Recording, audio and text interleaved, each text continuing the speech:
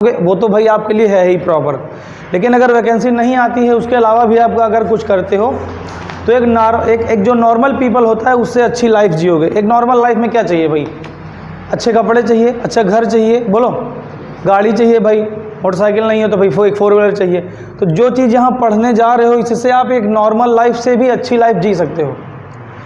समझ रहे हो नहीं? शिक्षा का मेन पर्पज़ ये नहीं कि आपको नौकर ही बनाए, आपको मालिक भी बना सकती है। समझ रहे हो नहीं? तो अपने दिमाग से ये निकाल दो कि हमको नौकरी ही करना है। आपको सबसे पहला काम है इन 5 सब्जेक्ट को सीखना। क्या? इन 5 सब्जेक्ट को सीखना। अगर रीजनिंग की बात आ जाए तो ये ना हो कि हमको रीजनिंग का ये चैप्टर हमको नहीं आता है, ठीक। इंग्लिश की बात आ जाए तो ये ना हो कि हमको इंग्लिश नहीं आती है। मैथ्स की बात आ जाए तो ये ना हो कि हमको ये मैथ्स नहीं आती है। समझ रहे हो? जीएस वगैरह जीके वगैरह है तो ये ना हो कि हमें जीएस जीके नहीं आती है। देखिए 2 चीज़ें यहाँ पे हम 2 तरीके से पढ़ाएंगे। कॉन्सेप्ट आपके हम डेवलप करेंगे जीएस में। क्या करेंगे? क्योंकि जीएस में जो सर हैं वो तो यहाँ क्लास में लेके चलेंगे, लेकिन संडे को हम एक्स्ट्रा में आपका जीएस देखेंगे। अच्छा, आपकी जो कॉन्सेप्ट बिल्डिंग है वो हम तैयार करेंगे। हो सकता है इस सप्ताह सारे सब्जेक्ट हम ही देखें। संडे को टेस्ट के बाद मंडे से 2 सब्जेक्ट वो देखेंगे, मतलब, और 3 हम देखेंगे। उसमें से 3 का जो इंग्लिश वाला पार्ट है वो मैम देखेंगे थोड़ी देर के लिए बस, ठीक, 20-25 मिनट के लिए। बाकी कॉन्सेप्ट जितना है मैं ही देखूँगा। भैया यहाँ चल रहा है शूटिंग के लिए, एक काम करिए, चलिए अभी 10 मिनट का ब्रेक लेंगे, तब आपका पेपर बनवा देंगे, ठीक। सुनो, तो अब करना क्या है अब यहाँ पे आपको कितने सब्जेक्ट पे फोकस करना है? 5। कौन से? अब सबसे पहला जो सब्जेक्ट है वो है मैथ्स। क्या है? इसी को हम पहले लेके चलते हैं। क्या कहते हो? क्योंकि यही एक ऐसा सब्जेक्ट है जिसमें हमें किसी दूसरे का सहारा लेना पड़ता है।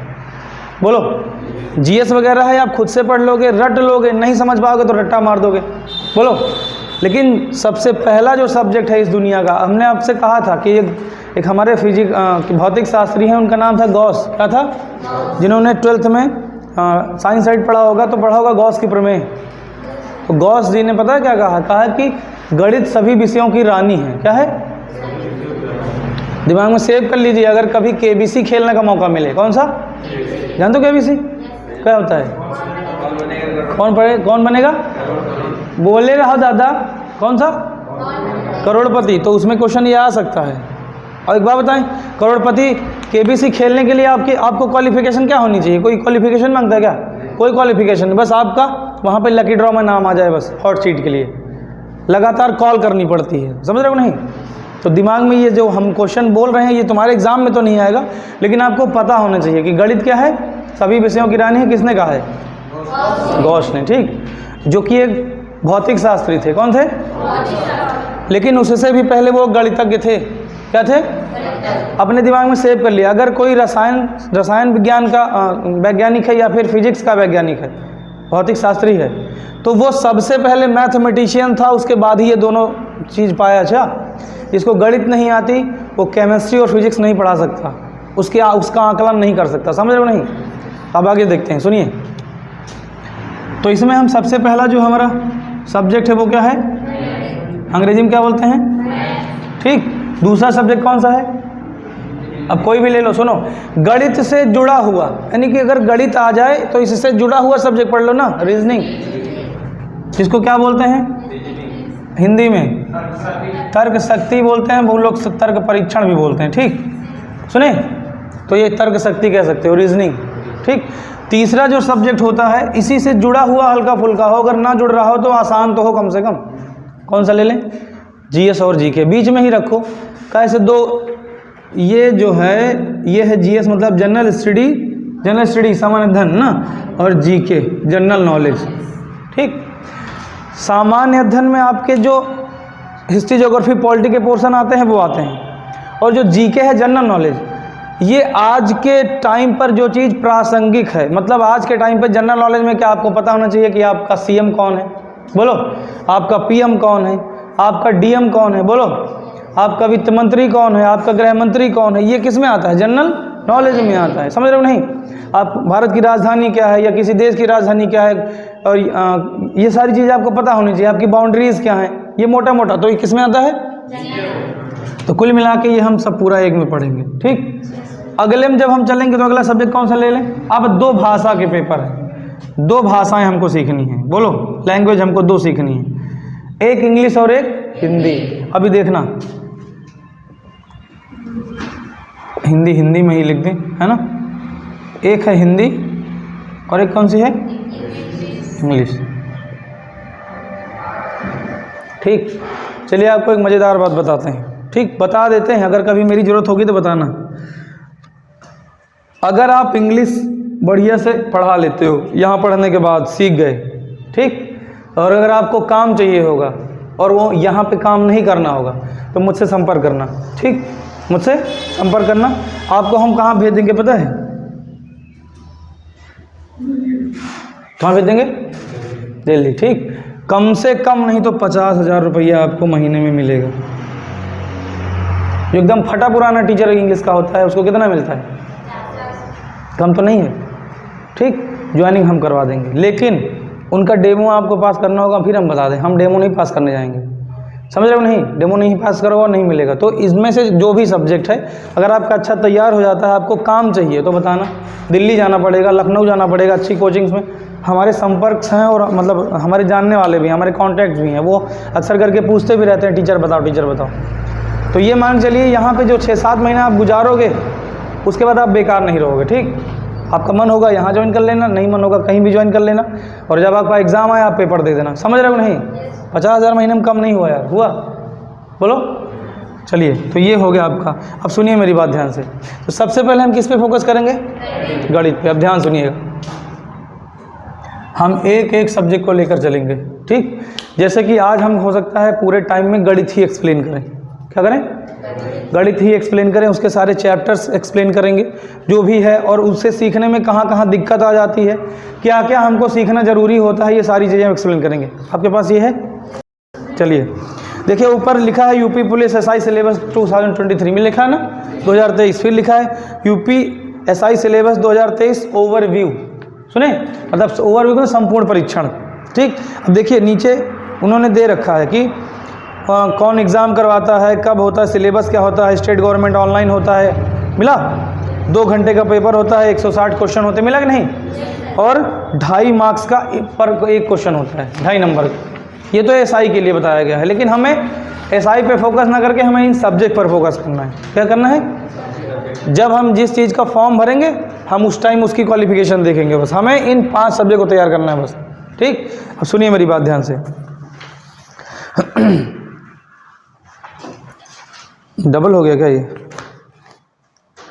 हाँ सुनो, एसआई वाले एग्जाम में जो आपके देखो पोर्शन दिए गए हैं, दिया है सामान्य हिंदी 40 नंबर मिला, और फिर दिया है मूल कानून, संविधान, सामान्य ज्ञान, बेसिक लॉ। जो इधर ये सब्जेक्ट आपको थोड़ा बहुत यूपी पुलिस में भी पढ़ना पड़ता है। ठीक, ये सब्जेक्ट आपको थोड़ा बहुत, जिसको बेसिक लॉ बोलते हैं, मतलब आप थोड़े मोड़े कानून जानते हो। कानून का मतलब उनकी धाराएं याद करो बस, 2, 4, 5, 10 तो। तो वो आपके एसआई में तो ज़्यादा करके पूछता है, लेकिन एक दो क्वेश्चन कांस्टेबल में भी पूछ लेता है।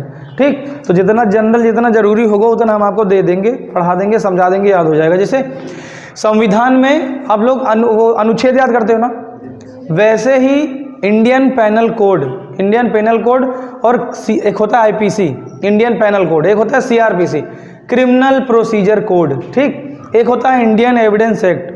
इन 3 चीज़ों के बारे में आपको थोड़ा बहुत ज्ञान होना चाहिए। तो बता देते हैं, अगर आप अपने दैनिक जीवन में किसी कानून का उल्लंघन करते हो, क्या करते हो? कानून का उल्लंघन करते हो, तो सबसे पहली चीज़ आप जो न्यायाधीश होते हैं वो ये चेक करते हैं कि आपने संविधान का उल्लंघन किया है या नहीं, संविधान के अंतर्गत आने वाले मूल अधिकारों का उल्लंघन किया है या नहीं। अगर उल्लंघन किया है तो फिर वो क्या नाम है, दंड के दायरे में आएगा। ठीक, फिर अगली किताब खोली जाएगी आईपीसी, इंडियन पेनल कोड, भारतीय दंड संहिता, क्या, जिसमें यह लिखा है कि आपको कौन से काम के लिए दंड दिया जाएगा, कौन से काम के लिए दंड नहीं दिया जाएगा। क्या होता है? IPC, Indian penal code. ठीक, फिर उसके बाद में अगला जो आता है, अगली बुक जो आएगी वो होती है सीआरपीसी, क्रिमिनल प्रोसीजर कोड। क्या होती है? मतलब अगर आप आईपीसी के थ्रू किसी क्या नाम है कानून का उल्लंघन करते हो, आपको दंड मिलना चाहिए, तो सीआरपीसी जो होती है, क्रिमिनल प्रोसीजर कोड, उसमें ये खोल के देखते हैं कि इस दंड के लिए, मतलब इस काम के लिए कितना दंड होना चाहिए और प्रोसेस क्या होनी चाहिए। समझ रहे हो नहीं? आपने किसी को 2 थप्पड़ मार दिए तो इसका मतलब ये नहीं कि आपको फांसी लगा दी जाएगी, समझ रहे हो नहीं? तो वो सीआरपीसी में चेक किया जाएगा इसको दंड किस प्रकार से दिया जाए, समझे? एक बात बताओ, अगर किसी को फांसी भी होती है, फांसी हो जाती है तो क्या होता है? आदमी मर ही, मतलब फांसी होने के बाद मर ही तो जाता है, बोलो। अच्छा, अगर किसी न्यायालय ने, माननीय न्यायालय ने किसी को फांसी की सज़ा सुना दी और उसको मारना ही है तो बहुत तरीके से मार सकते हैं ना। फांसी लटका दी, फांसी के अलावा अगर हम फांसी ना लटकाना चाहे, तेल गरम करके उसमें फ्राई कर दें, क्या दिक्कत है? मैदा लगा के, ये भी तो भाई मर ही जाएगा ना वो, बोलो। या फिर जो हमारे यहाँ वो थ्रेसर आता है चारा काटने वाला, उसमें डाल दें। आखिर है तो मौत ही ना, आखिरी में प्राप्त तो वो परम तत्व को ही होगा ना, बोलो। लेकिन आपने देखा होगा कि फांसी ही दी जाती है, मतलब मारने के लिए कोई दूसरा तरीका नहीं अपनाया जाता है। फांसी में ये होता है कि अचानक से उसकी जान निकाल, मतलब उसको दर्द का एहसास कुछ सेकंड्स के लिए होता है, नहीं समझ रहे हो? तो सोच लो कि आपका जो भारतीय न्याय है ये भी मौत देने में भी हर चीज़ की कैटेगरी करता है कि मतलब किसी को अगर क्या नाम, किसी ने अगर अपराध किया है तो उसका दंड जो है उसके अपराध से ज़्यादा नहीं होना चाहिए, ठीक? जितना उसने अपराध किया है दंड उसी के हिसाब से ही होना चाहिए। और जो भारतीय न्याय है ये कहता है, संविधान भी कहता है कि 100 अपराधी छूट जाएं, क्या? लेकिन किसी एक निर्दोष को सजा ना होने पाए। आप दोहरा लीजिए, दिमाग में सेव कर लीजिए, ये भारतीय न्याय व्यवस्था की ये पहली लाइन है कि 100 अपराधी क्या है, छूट जाएं, लेकिन किसी एक निर्दोष को सजा ना होने पाए। इसीलिए आपने देखा होगा, आप थोड़ा तनके बैठिए, इसीलिए आपने देखा होगा, क्या नाम है, अगर किसी के ऊपर मुकदमा या पेशी हो जाती है तो बहुत दिन तक रफा दफा नहीं होता, देखो नहीं, वो मर जाता है उसके बाद वो फाइल क्लोज होती है, समझ रहे हो नहीं? तो भारतीय न्याय व्यवस्था स्लो नहीं है, वो बस हर चीज़ ये चाहती है कि हर चीज़ की जांच पड़ताल होने के बाद न्याय हो, इसलिए न्याय स्लो हो जाता है, इसलिए न्याय धीमा हो जाता है, ठीक? तो देखो, छोटा सा एक नाम था बेसिक लॉ, कहानी हो गई 5 मिनट की, हो गई ना? कुछ पल्ले पड़ा, आईपीसी, सीआरपीसी और इंडियन एविडेंस एक्ट, बहुत सी सारी चीज़ें सीखोगे आप बात करते हुए हमसे। अब आगे चलिए, देखिए हिंदी का सिलेबस दिया है, अभी इसको हम एक्सप्लेन नहीं करेंगे, ठीक? और उसके बाद में नहीं है ना, चलो कोई बात नहीं, कोई बात नहीं, हो सकता है ना निकाल पाए, हम आपको इधर इस पे बता देते हैं, हमको याद है। देखो इधर सुनो भैया, सुनो, हेलो हेलो हेलो, उसमें नहीं होगा, हमें लग रहा प्रिंट करना भूल गए। सुनो, गणित में जो सबसे पहला चैप्टर आता है आपका, वो आता है संख्या पद्धति। क्या आता है? संख्या पद्धति।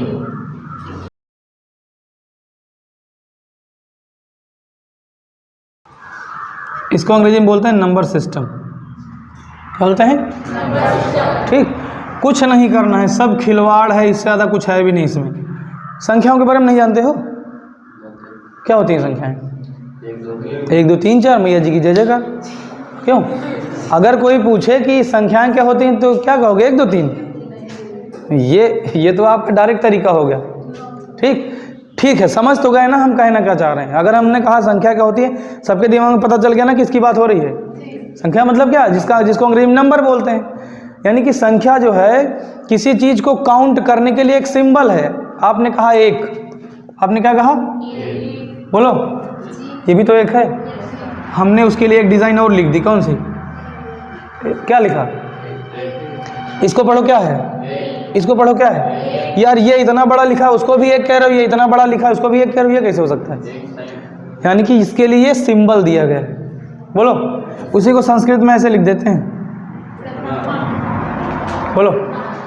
लेकिन तीनों में मीनिंग एक ही निकलेगा, तीनों में लास्ट में जो रस निकलेगा, बात जो निकलेगी वो एक ही है ना। क्या? 1 यानी 1। यानी दिमाग में कुछ चीज़ें ऐसी होती हैं जो फील करी जा सकती हैं लेकिन एग्जैक्ट बताई नहीं जा सकती हैं। बोलो, एक बात बताओ, लखनऊ गए हो आप? गए हो ना? अब आपसे पूछे लखनऊ कहाँ है? उत्तर प्रदेश में, राजधानी है आपकी। आप लखनऊ गए, अब आपसे पूछा लखनऊ कहाँ है? अब वो फीलिंग की बात है, एग्जैक्ट नहीं बता पाओगे इतना ही लखनऊ है। बोलो, समझ रहे हो नहीं? तो कुल मिला के ध्यान दीजिएगा, ये है आपकी संख्या पद्धति। क्या है? जिसमें आपको सारे नंबर्स के बारे में जानना, लेकिन हाँ स्टार बना देते हैं। जितना भी टीचर होगा, जितना भी स्टूडेंट होगा, जितना भी पढ़ने पढ़ाने वाला होगा, सबकी नानी अगर याद आती है इसी में याद आती। अच्छा समझ रहे हो नहीं? जिस तरीके से जीएसजी के एक ब्रॉड सिलेबस है, जीएसजी के कभी खत्म ही नहीं होता, बोलो समझ रहे हो नहीं? उसी तरीके से गणित के सारे चैप्टर तो खत्म हो जाएंगे, लेकिन इसको कहो हम आपको पूरी ज़िंदगी भर पढ़ाते हैं, कभी खत्म ही ना हो। समझ रहे हो? और यहाँ से जब क्वेश्चन आ जाते हैं तो ये जो क्वेश्चन होते हैं ये आपके समझ पर बेस्ड होते हैं। आपको फॉर्मूला याद है? जरूरी नहीं इसका क्वेश्चन कर पाओ। सुने, इसे है ये जो चैप्टर जो शुरू होता है तो ये होता है समझने की बातें होती हैं। क्या होती हैं? समझ रहे हो नहीं? इसमें इस चैप्टर को पढ़ते वक्त अगर आपने अपनी समझ को विकसित नहीं किया, अंडरस्टैंडिंग को डेवलप नहीं किया, आप क्वेश्चन नहीं लगा पाओगे। 2 4 5 10 तो लगा पाओगे। समझ रहे हो नहीं? इस चैप्टर के सारे क्वेश्चन आपके समझ पर डिपेंड करेंगे। मतलब ये एक प्रकार की रीजनिंग भी कह सकते हो उसे। क्या नहीं समझे? दुनिया का कोई भी क्वेश्चन हो, किसी भी चैप्टर का भी हो, संख्या पद्धति में जरूर आएगा। संख्या पद्धति में आपको सिंप्लीफिकेशन भी मिल जाएगा, मतलब क्वेश्चनों को हल करने का तरीका भी मिल जाएगा, बहुत सारी चीज़ें मिल जाएंगी। जैसे गांव में आपने देखा होगा जो पुराने बुढ़ाऊ लोग होते हैं, वो नए बच्चे जो हाई स्कूल इंटर में पढ़ते रहते हैं, खूब मेहनत से पढ़ते रहते हैं, उनके पास जब तब तक आप टाइम 10 मिनट बैठे थे तो उनसे तरह तरह के सवाल करते हैं ना। कहीं एक झिट्टम 900 ऊँख तो 900 झिट्टम कत्ते ऊँख, ऐसे पूछते हैं, बोलो। फिर कहेंगे तुम्हारे खोपड़ी में बार कतने हैं। फिर कहेंगे कि दुनिया का बीज कहाँ है। कहा समझे? काहे से नहीं कि वो बड़ो दादा बहुत पढ़े हैं ना, उनका यूँ नहीं पता वो ज़िंदगी में गेहूँ काटिन है। जो पढ़ने वाला लड़का है अगर वो एक सवाल भी पूछ ले, कुछ नहीं वो खाली इतना पूछ ले, दादा एक बात बताओ tan 45 का मान बताओ, तुमको 1 करोड़ रुपया देंगे, बता पाएंगे? क्यों? क्योंकि तुमने पढ़ाई नहीं करी है। तुम्हारे जो क्वेश्चन है वो केवल उसका आंसर तुम ही जानते हो। बोलो, चलिए दिखाते हैं। मान लिया आपने हमारी भाषा नहीं पढ़ी, हमने आपकी भाषा नहीं पढ़ी, बताओ ये क्या लिखा है? बताओ क्या लिखा है? अगर बहुत ज़बरदस्ती बताना होगा तो कुछ नाम दे दोगे, लेकिन तुम जो नाम दोगे हम कुछ और दे देंगे, उसके बाद तुम कुछ और दोगे तो हम कुछ और दे देंगे। मतलब मैच नहीं हो सकता। समझ रहे हो नहीं? तो संख्या पद्धति वही चैप्टर है जो बुढ़ाऊ लोग मुजबानी पूछते हैं, ये वही चैप्टर है। ठीक, हालांकि बुढ़ाऊ लोग 60-70 रिकॉर्ड हो रहा ना, कोई बात नहीं, जो बिगाड़ना होगा बिगाड़ लेंगे, कह रहे हैं सामने भाई, लेकिन काट देना यार। अच्छा इधर तो डर भी लगता है यार, कहीं उठवा ले और दिक्कत। तो अब संख्या पद्धति की बात करें, सुनो। तो अब इस चैप्टर से क्या होगा? अगर ये चैप्टर आपने ढंग से पढ़ लिया, तो आप अच्छे बुढ़ाऊ को पानी पिला दोगे बिना गिलास के। कैसे? नहीं समझे? अगर वो कहेंगे कि 1 झिट्टम 900 तो 900 झुट्टम कितना है? 900 का स्क्वायर बताओ। एक क्वेश्चन ज़्यादा पूछा, ठन्नी चवन्नी 900। हाँ, कई ठोरे। ठीक, तो ये चैप्टर जब हम आपको पढ़ाएंगे तो चाहे जितनी ठन्नी चवन्नी हो, ठीक नहीं समझे? बुढ़ाऊ दादा उठ के ना भाग जाओ तो बताना, पक्का चले जाएंगे तुरंत बिना देर करे। ठीक, समझ रहे हो? तो इस चैप्टर पे ज़्यादा फोकस करना, क्योंकि यहाँ से क्वेश्चन बन जाते हैं। अब आपको एक चीज़ बताते हैं, स्टार लगाया ना हमने, स्टार लगाया। यूपीएससी के बारे में उसने बताया था ना, उसमें सेकंड पेपर हमने सीसैट बताया ना, सीसैट याद आया? उसमें सबसे ज़्यादा क्वेश्चन यहाँ से आते हैं। परसेंटेज नहीं आता कोई बात नहीं, डिस्काउंट नहीं आता कोई बात नहीं, चाल समय दूरी नहीं आता कोई बात नहीं, त्रिकोणमितीय नहीं आता कोई बात नहीं, लेकिन कम से कम 30-35 क्वेश्चन में ज़्यादातर करके 2-4 छोड़ के सब इसी में से आते हैं। सोचो, समझ रहे हो नहीं? यानी ये चैप्टर आपका बहुत इंपॉर्टेंट है, बहुत का मतलब बहुत ज़्यादा। अब आपको बताएं, आप हमको जितनी भी मैथ्स है आप क्वेश्चन ला के दे दो, मैं लगा दूंगा। 2-4 मिनट लेट हो सकता है, आगे पीछे हो सकता है, पर मैं लगा दूंगा। क्यों? क्योंकि मैंने ज़िंदगी भर वही काम किया है, हर एक टॉपिक को अच्छे से एनालाइज किया है, हर अलग अलग टॉपिक को पढ़ाने के अलग अलग तरीके मैंने डेवलप किए, मैं लगा दूंगा।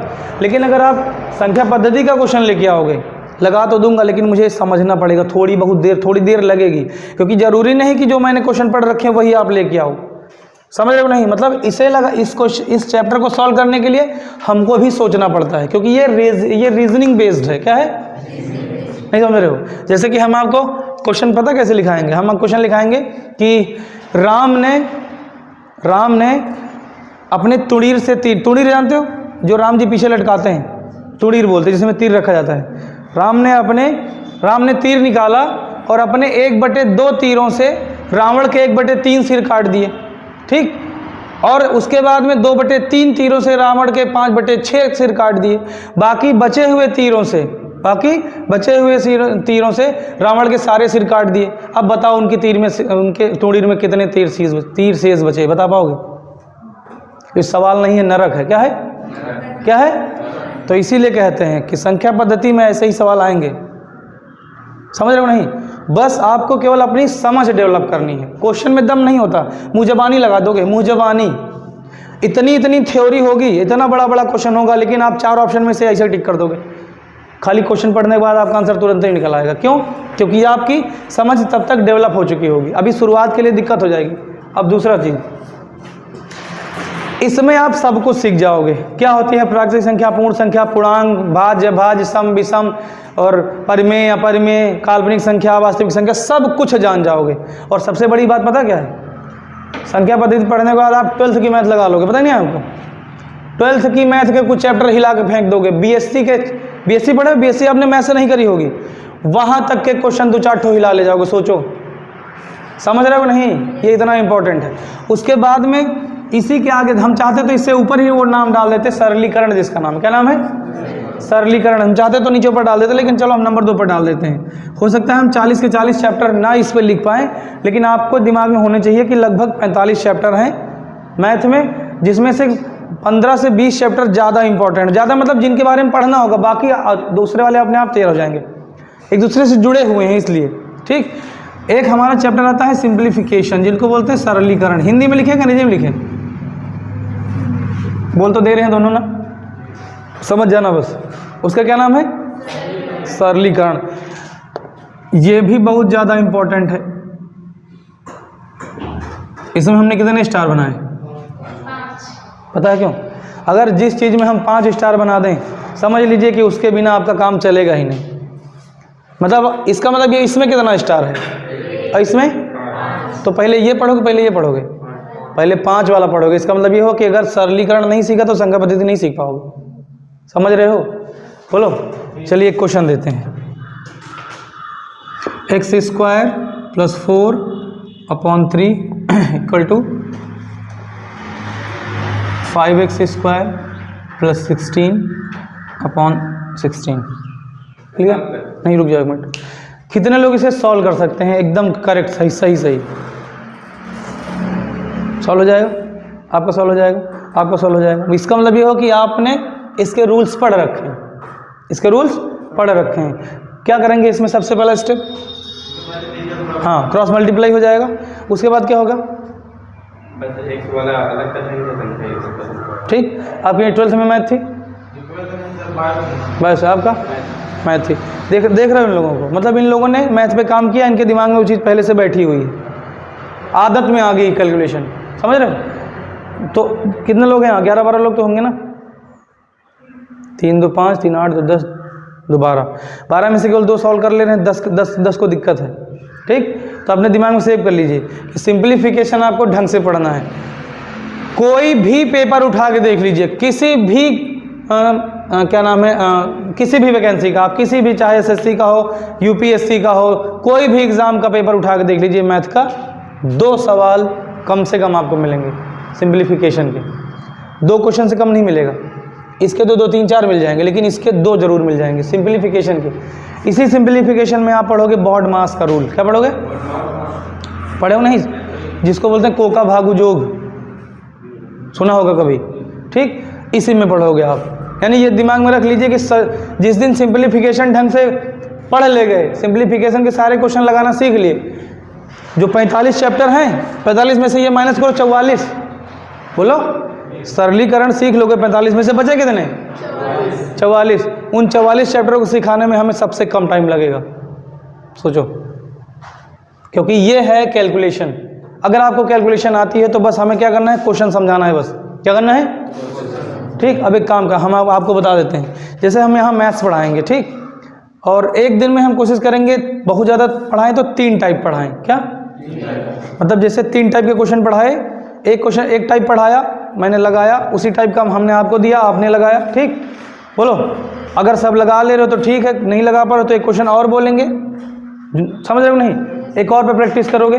जैसे 2 बार 4 क्वेश्चन लगा चुके, मतलब एक हमने लगाया, 2 आपने लगाया, 3 आपने लगाया, प्रैक्टिस हो गई। हमें ये लगेगा कि अब ये टाइप क्लियर है, फिर उस टाइप के क्वेश्चन हम आपको इसमें दे देंगे, टाइप करवा के इसमें दे देंगे। कैसा रहेगा? ठीक, उन्हें आप घर पे सॉल्व कर लेना, जो फंसे वो संडे को आके पूछ लेना। कैसा रहेगा? इससे हम जो आपसे कहें 7 महीने में कवर करने का, कवर हो जाएगा। समझ रहे हो नहीं? अगर आपको हम क्वेश्चन समझा ले गए तो जिम्मेदारी आपकी बनती है सॉल्व तो आप ही करोगे ना। हमसे जितनी बार सॉल्व कराओगे हम सॉल्व कर देंगे, लेकिन उससे मजबूत किसका होगा? हमारा। हम सॉल्व करेंगे तो हमारी कैलकुलेशन मजबूत होगी भाई, बोलो। और हमारी जितनी मजबूत होनी थी हो गई, अब आपको करनी है अपनी। ठीक, तो ये दिमाग में रखो कि सर से केवल हम कॉन्सेप्ट समझेंगे, बाकी क्वेश्चन हम खुद से लगाने की कोशिश करेंगे। क्या करेंगे? बस इतना आप दिमाग में रखिए। नहीं लगेगा हम लगा देंगे। पीडीएफ में हम आपको क्वेश्चन रोज का रोज देते रहेंगे, 10 20 30 क्वेश्चन आप ट्राई करते रहोगे। जो नहीं लगे गोला करके बनाते रहना, संडे को आके पूछते रहना। क्या दिक्कत है? बोलो कैसा रहेगा? और यही काम हम सब में करेंगे, रीजनिंग में भी यही करेंगे, रीजनिंग में भी यही करेंगे। रीजनिंग के मान लीजिए जैसे हमने आपको कोडिंग डिकोडिंग पढ़ाई। क्या पढ़ाई? Coding decoding. कोडिंग डिकोडिंग में आपसे हमने कहा कि ABCD याद कर लीजिए, विलोम शब्द याद कर लीजिए, सब कर लीजिए। 2-4 क्वेश्चन हम यहाँ बताए, आपके हाथ में शीट रहेगी, शीट दे देंगे तो नोट कराने वाला लफड़ा कम हो जाएगा, स्पीड में थोड़ा हमारा कोर्स खींचेगा बस, और किसी चीज़ की ज़रूरत नहीं है।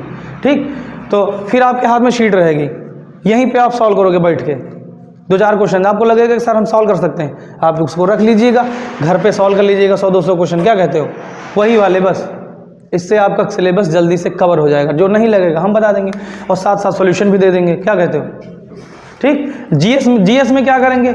जीएस में जैसे जो भी हम टॉपिक पढ़ाएंगे, जैसे हमने आपको पढ़ा दिया मध्यकालीन भारत। क्या? मध्यकालीन भारत। ठीक, तो जैसे ही हम आपको मध्यकालीन भारत पढ़ाएंगे, वैसे ही जितना 1 दिन में 2 दिन में जितना हो जाएगा, हम आपको डेली का डेली ऐसी सीट देंगे और उस सीट में 1 लाइनर क्वेश्चन लिखे होंगे। कैसे? समझ रहे हो नहीं? हम यहाँ पे जीएस आपको केवल समझाएंगे बस। क्या करेंगे? आपको कहानी सुनाएंगे खूब बड़ी बड़ी। नहीं समझे? बोलो। और क्वेश्चन कहाँ से आते हैं वो हम आपको क्या देंगे? शीट दे देंगे। मध्यकालीन भारत आपको हम कहानी सुनाएंगे बढ़िया से, नोट नहीं कराएंगे। समझ रहे हो नहीं? वो आपके दिमाग में अगर कहानी बैठती है तो घर जाके अपने उस पर लिख लेना। ठीक, और ये शीट दे देंगे, घर पे जाके शीट पढ़ लेना, वो क्वेश्चन अपनी कॉपी उतार लेना। क्या कहते हो? अगर आप पीसीएस तैयारी कर रहे होते तो शायद हम आपके नोट्स बनवाते, लिखाते पूरा, जैसे हाई स्कूल इंटर में लिखाते हैं, हाई स्कूल में लिखाते नहीं सोशल साइंस, वैसे लिखाते। लेकिन आपका हम समझ डेवलप कर देंगे, आपको कहानी सुना देंगे, जल्दी से याद हो जाएगी। मूवी देखे हो कभी? 3 घंटे की मूवी ऐसे याद हो जाती है। बोलो, याद हो जाती है ना? और 5000 साल का इतिहास नहीं याद होता है। भारत में जो इतिहास है, अगर हम प्रागैतिहासिक काल छोड़ दे, सिंधु घाटी सभ्यता से लेकर अब तक, कितने लोगों को पूरी कहानी याद है शुरू से आखिरी तक? अब तक आपको याद है? पढ़ा ही नहीं। जब पढ़ा नहीं तो याद कहाँ से होगा सर? ये भी तो बोलो। सर पढ़ा ही नहीं, लेकिन अब आपको याद हो जाएगा। देख, ठीक, हम आपको पूरी कहानी सुना देंगे, पूरी कहानी दिमाग में बैठ जाएगी। जैसे मूवी देखते हो, मूवी देखते हो तो क्या होता है, किसी किसी मूवी में शुरुआत से शुरू होती है कि हीरो के मम्मी पापा, ठीक, फिर हीरो पैदा हुआ, केहों केहों करके पानी बरस रहा है, बोलो, बड़ी मुसीबत से वो पैदा हुआ, उसके बाद गुंडा मारने आए, फिर बच गया। ठीक, थोड़ी देर बाद क्या होगा, फिर थोड़े दिन के बाद वो बड़ा होगा, मेरे मुन्ने भूल न जाना, दूध का कर्ज निभाना, फिर थोड़ा वो बड़ा हो गया, बोलो, फिर जब बड़ा होगा तो फिर उसको फिर कॉलेज वॉलेज जाएगा, हीरोइन मिलेगी, ठीक, शादी ब्याह वाली व्यवस्था होगी, लेकिन शादी अभी नहीं होगी, शादी हीरो के बाद होगी, मतलब गुंडा मरने के बाद।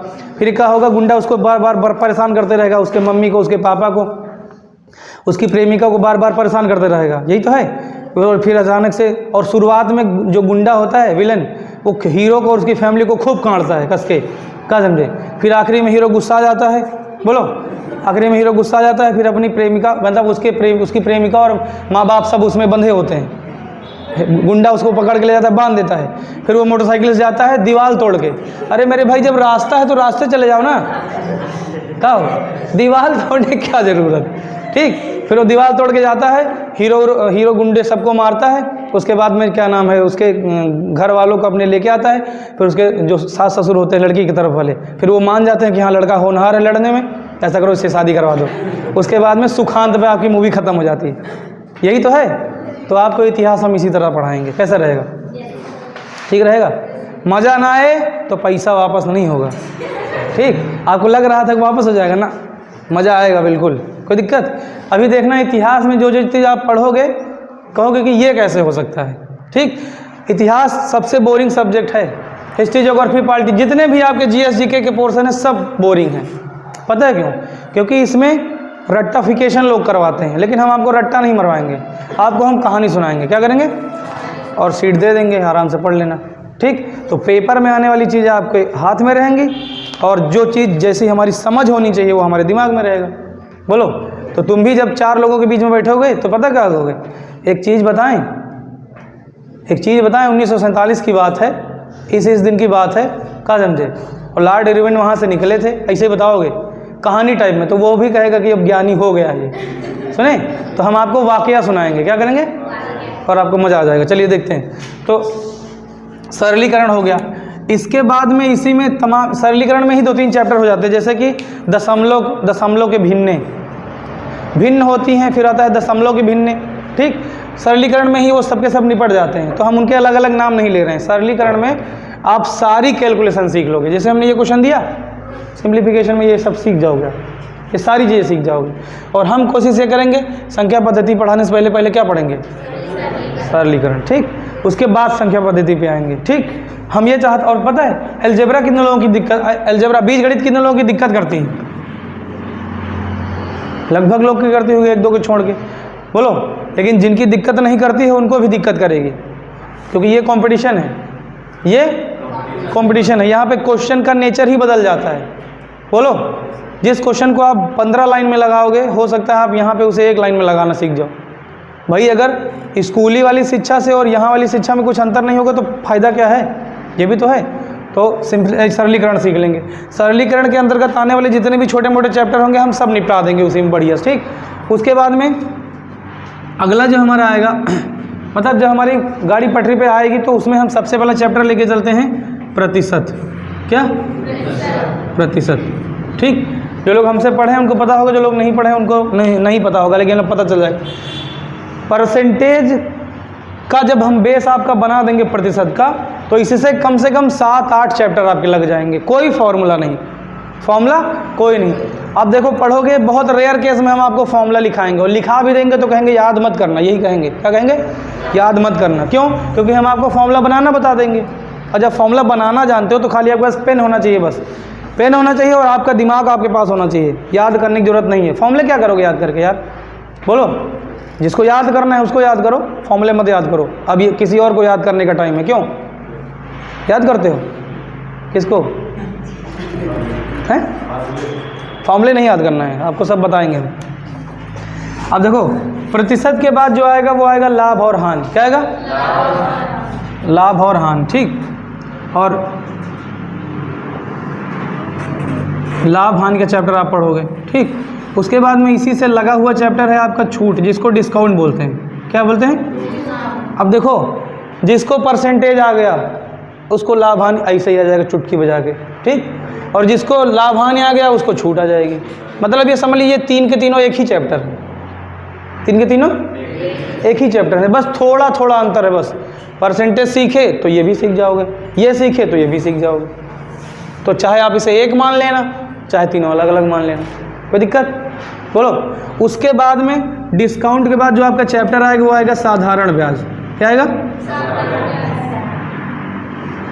साधारण ब्याज। सुने, और जिसको साधारण ब्याज आ जाएगा, जिसको साधारण ब्याज आ जाएगा उसको जो है इसका भाई, कौन सा?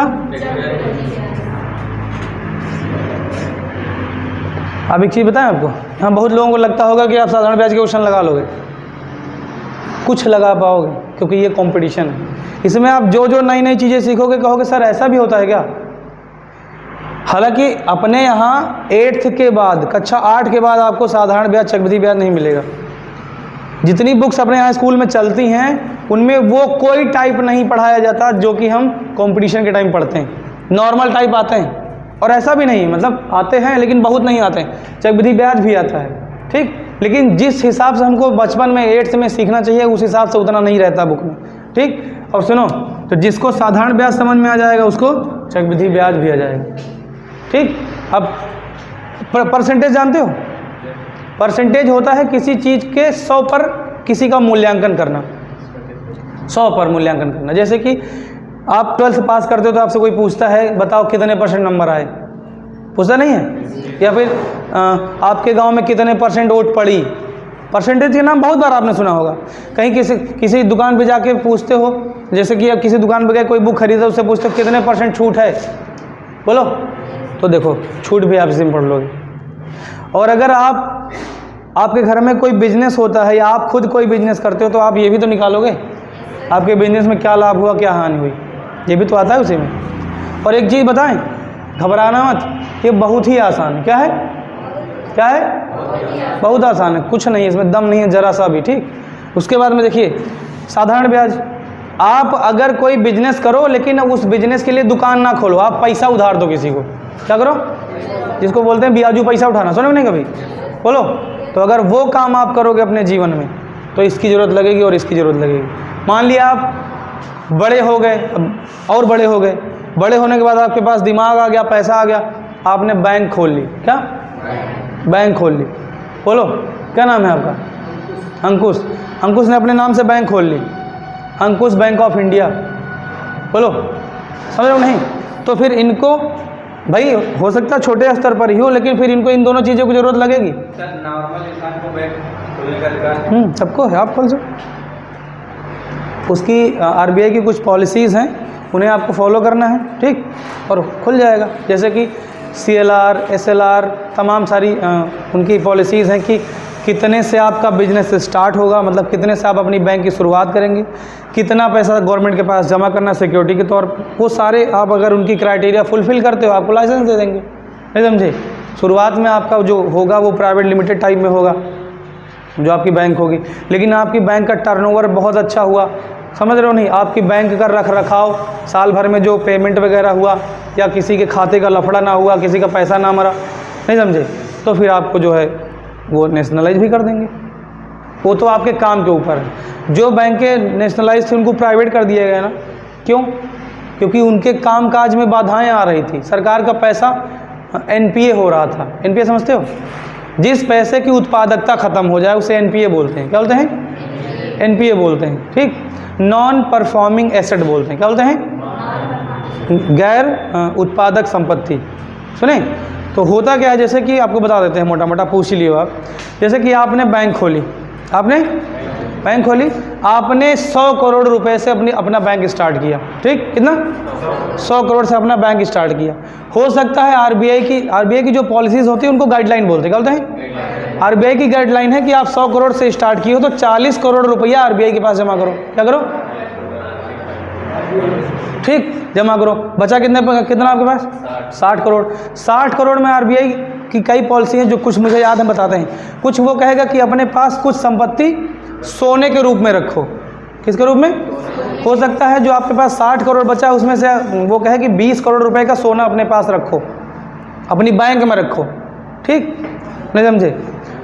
और उसकी कई सारी गाइडलाइन है। तो अब आपके पास कितना बचा? 40 बचा।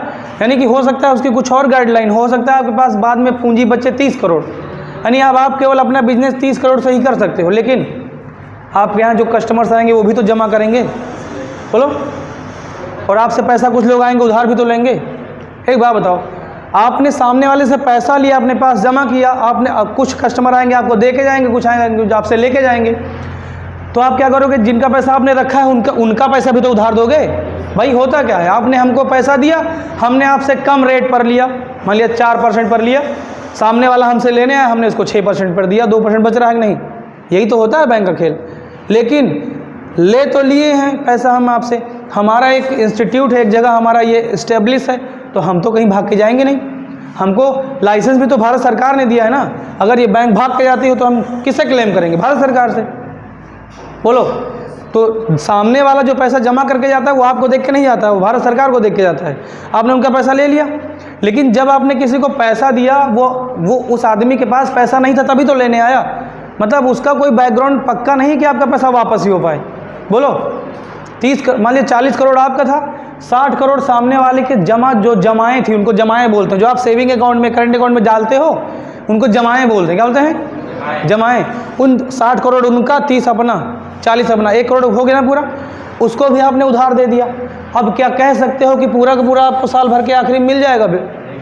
मर भी सकता है पैसा, जिसको बोलते हैं पैसा मरना, उसे ही बोलते हैं एनपीए। क्या बोलते हैं? एनपीए। तो बैंकों का एनपीए बढ़ रहा था, जितनी बैंक थी सबका क्या था? एनपीए बढ़ रहा था, इसलिए नेशनलाइज बैंकों को क्या कर दिया गया? प्राइवेट कर दिया गया। और प्राइवेट कर दिया गया तो फिर प्राइवेट की जिम्मेदारी कौन लेगा? जो उसका ओनर होगा। बोलो, वो बैंक डूबेगी तो उस बैंक का क्रेडिट खराब होगा, वो बैंक दिवालिया होगा, सरकार क्या करेगी? सरकार तो अपनी कन्नी काट के निकल जाएगी ना। बोलो, समझ रहे हो नहीं? तो ऐसा होता है। बाकी आपको इकोनॉमी पढ़ाएंगे, मज़ा आ जाएगा। कितने लोग इसमें शेयर मार्केट में पैसा लगाते हैं? और कोई शेयर मार्केट जानते हो नहीं जानते हो? कुछ लोग तो अभी उससे जानते ही नहीं। इकोनॉमी जब हम आपको पढ़ा देंगे, अर्थव्यवस्था, अर्थशास्त्र, ठीक, तब आप किसी स्टॉक मार्केट में अपना पैसा भी इन्वेस्ट कर सकते हो। और हाँ, लॉस में नहीं रहोगे। 1000-1500 रुपये तो कमा के जाओगे पर डे। मार्केट क्लोज होते होते आप लॉस में नहीं रहोगे, चाहे 1000 ही रुपया कमाओ इकोनॉमी पढ़ने के बाद, पहले नहीं। अच्छा, तो उसको लोग, बहुत लोग जुआ मानते हैं, सट्टा मानते हैं। वो जुआ सट्टा नहीं है, वो बिजनेस है। वो क्या है? बिजनेस है बस। ठीक, देखिए, और अगर दिमाग है तो लगाना ही चाहिए, क्या दिक्कत है इधर। तो ये हो गया साधारण ब्याज और चक्रवृद्धि ब्याज, सिखा देंगे बढ़िया से, कोई टेंशन नहीं होगी जरा से भी। ठीक, उसके बाद में फिर हमारा जो अगला चैप्टर आता है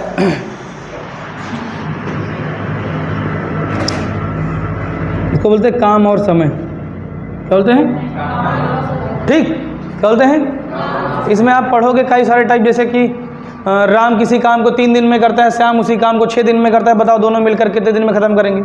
फिर कभी कभी क्वेश्चन आएगा, राम जो है किसी काम को आता है और लगातार करता है, श्याम 2 दिन बाद आता है करने, और उसके बाद सुरेश 4 दिन बाद आता है। बताओ तीनों मिलकर उस काम को कितने दिन में करेंगे? ऐसे क्वेश्चन आते हैं।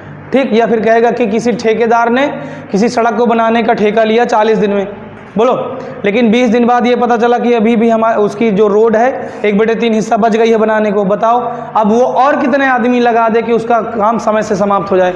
सवाल देख रहे हो कैसे हैं? लेकिन सब बहुत सिंपल है, बहुत आसान है। तो ये सब आप किस में पढ़ोगे? काम और समय में, टाइम एंड वर्क में। अभी आपको 50 क्वेश्चन का पेपर मिलेगा ना, देखना ये सारे टॉपिक उसमें मिलेंगे। जिस जो हम बोल रहे हैं, हो सकता है ये सवाल आपको मिले कि राम आता है 6 दिन में। नहीं, 50 क्वेश्चन का पेपर। दीदी सो गई थी क्या? अभी उठी हो क्या? सो गई थी क्या? नहीं, हमें लग रहा अभी अभी उठी हो। पानी मंगाएगा? पानी? भैया अब बैठो, यहीं पानी ला के दे दो दीदी को गिलास। टेंशन ना लो, 800 रुपये में जुड़ा हुआ है पानी वानी से, बिल्कुल टेंशन नहीं लेना है। अभी अभी अभी फीस बढ़ा दें, 1500 कर दें। बिस्किट भी ले आना भैया, 1500 हो गया, बिस्किट भी ले आओ। 2000 हो गया, खाना भी लेना इसी टाइम। पानी ला के दे दो। गाड़ी में बिस्लेरी की बोतल पड़ी होगी, उसमें ला के भर के दे दो। सुनो, पीछे वाला गेट खुला होगा। सुनो भैया, काम समय हो गया, ठीक। उसके बाद हमारा आता है चाल समय। हम हिंदी में ही लिख रहे हैं, आप जान लीजिएगा। काम समय और चाल समय। कोई काम करते हो तब भी तो समय के हिसाब से काउंट करते हो, कितने दिन में ख़त्म होगा। तो जो समय है, दिन में भी तो मापते हैं समय को। 24 घंटे पूरे हो गए तो दिन बना देते हैं। बोलो, दिन पूरा नहीं हुआ तो घंटे में काउंट कर लेते हैं। घंटे से भी कम समय लगा तो मिनट में काउंट कर लेते हैं। मिनट से भी कम समय लगा तो सेकंड में काउंट कर लेते हैं। बोलो, बहुत बड़ा समय लगा तो साल में काउंट करते हैं, महीने में, 6 महीने में, पूरे साल में काउंट करते हैं, शताब्दी में 100 काउंट करते हैं। उसके बाद में आता है चाल और समय। क्या आता है? अब आप बताओ, अपने घर से यहाँ तक आते हो ना, कुछ टाइम लगता होगा। आप अपनी गाड़ी को भगाते हो, धीमा करते हो, तो वो चाल होती है। बोलो, तो ये होगा चाल, समय और दूरी। एक नाम और डाल देते हैं, कोई दिक्कत तो है नहीं। ये तीनों भाई बहन हैं। चाल, समय, दूरी क्या है? बिना इसके ये दोनों बेकार हैं, बिना इसके ये दोनों बेकार हैं, बिना इसके ये दोनों बेकार हैं। समझ रहे हो नहीं? ये तीनों एक दूसरे के पूरक हैं। क्या है? पूरक। कोई दिक्कत? कहो तो एक एग्जांपल दे दे। जैसे आप अपने घर से चले, आपने अपनी मोटरसाइकिल की कुछ स्पीड रखी होगी ना, वो चाल है। क्या? जहाँ तक जा रहे हो वो आपकी क्या है?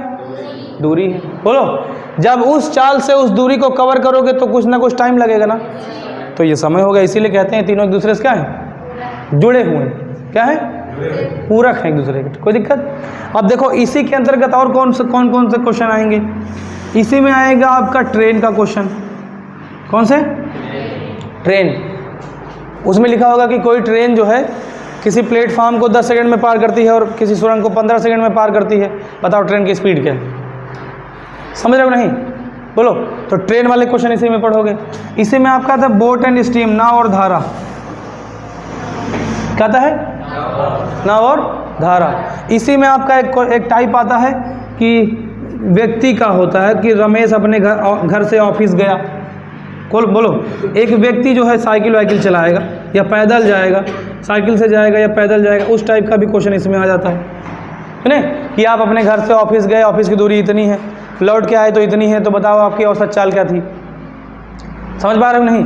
तो ये सारे आपको यानी चाल समय दूरी में आपको नाव, ट्रेन, नाव, धारा और साइकिल या पैदल वाला ये आपको पढ़ना पड़ेगा। कोई दिक्कत? लेकिन ये आसान बहुत है। कुछ यार नीचे देख रहे हो, कुछ लगाएगा है? आगे चलिए देखते हैं। सुनो, समझ में आया इतना कि नहीं? अब इसके बाद क्या करेंगे?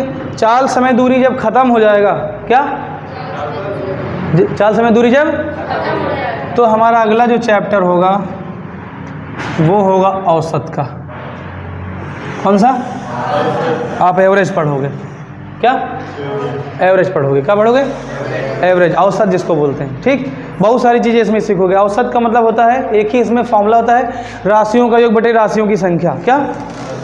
दोहराओ मेरे भाई, जितना दोहराओगे याद हो जाएगा, नहीं घर में बैठ के रटोगे। हम आपसे कह रहे हैं फॉर्मूला वॉर्मूला नहीं याद रखना है, जो यहाँ बोले उसे दोहरा दो बस। इतना शांत क्यों हो? क्या दिक्कत है? कोई दिक्कत नहीं। इधर तो बीच बीच में उठ के डांस कर दिया करो, 2-4 ठुमका लगा दिया करो। ठीक, इधर कैमरा घुमा देना जब डांस करेंगे। अच्छा भैया सुनो, औसत के बाद आपका चैप्टर आएगा पार्टनरशिप। क्या आएगा? इसको बोलते हैं साझेदारी। क्या बोलते हैं? बहुत अच्छे, गुड। दीदी आज तेज बोल रही हैं, बहुत बढ़िया। ठीक, साझेदारी क्या होता है? ठीक, उसके बाद में साझेदारी के बाद में आपका कुछ जो आता है, हम मान सकते हैं कुछ क्वेश्चन रेस के आते हैं, दौड़ के। ठीक, दौड़ के बहुत कम आते हैं। हालांकि आप कोई पेपर उठा के देखोगे तो एक आध क्वेश्चन बड़ी रेयर केस में मिल जाता है, तो मिल जाता है, लेकिन फिर भी हम आपको इससे टच करवा के निकालेंगे ताकि ये ना रहे कि हमको इस चीज़ का ज्ञान नहीं है। ठीक, उसके बाद में इसी में आपका एक चैप्टर आता है, अभी याद नहीं आया, साझेदारी हो गया, औसत हो गया। चलो और बता दे रहे, जो दिमाग में आ रहे हैं बता दे रहे हैं। एक आएगा आपका मेंसुरेशन। क्या आएगा? मेंसुरेशन में आपका जैसे शंकु हो गया, क्या हो गया? गोला हो गया, बेलन।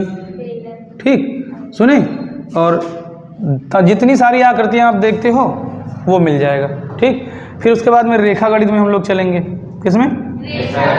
रेखा गणित भी आपको हम सिखाएंगे, जितनी है पूरी पूरी। ठीक, उसके बाद में फिर आपका आएगा बीज गणित। क्या आएगा?